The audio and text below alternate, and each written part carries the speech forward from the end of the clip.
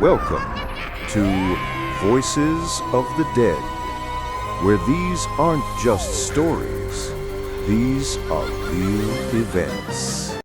Story name: The Old Mirror. When I was 16, my parents bought the mirror. Not just any mirror. It was tall, carved from black oak, so heavy it took 3 men to carry it.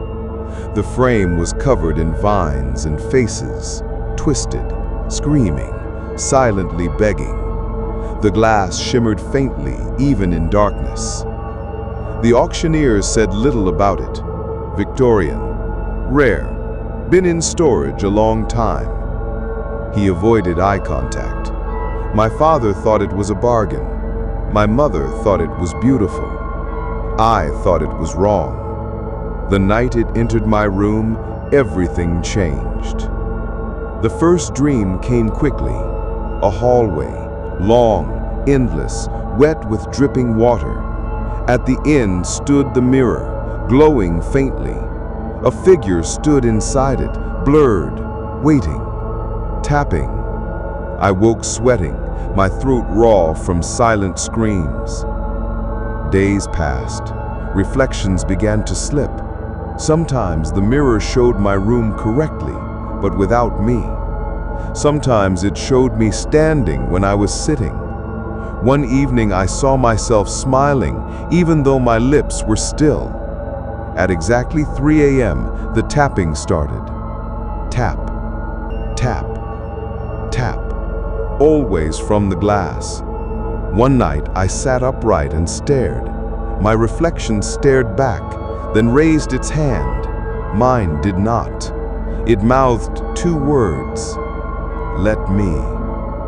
It wasn't just me. My mother developed migraines, hearing whispers at night.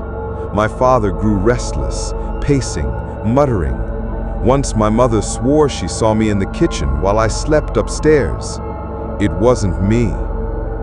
We tried returning the mirror. The shopkeeper looked terrified.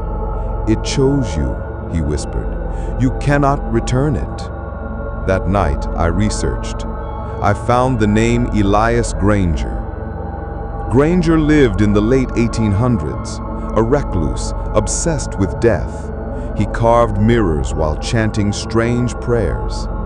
Locals whispered he sacrificed animals, perhaps people. They heard screams at night, saw shadows through his windows. When Granger died, his house burned, but the mirror survived. Newspapers recorded the rest. 1899, a maid vanished. Only her hands were found pressed into glass. 1921, a family of 4 found in their beds, twisted, eyes wide with terror. 1953, a woman claimed her reflection followed her around town. Days later, she drowned. Witnesses swore her reflection smiled as she sank. 1987, a man was found inside broken shards, his face stretched thin across the glass. And now, it was mine.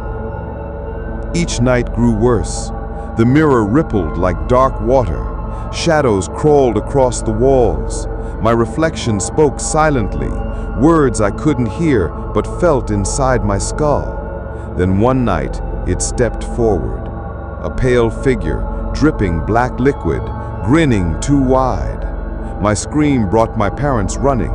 My father struck the glass with a hammer. It shattered. The figure shrieked and dissolved. We gathered the shards and threw them into the river. For a time, life returned to normal. But mirrors are everywhere.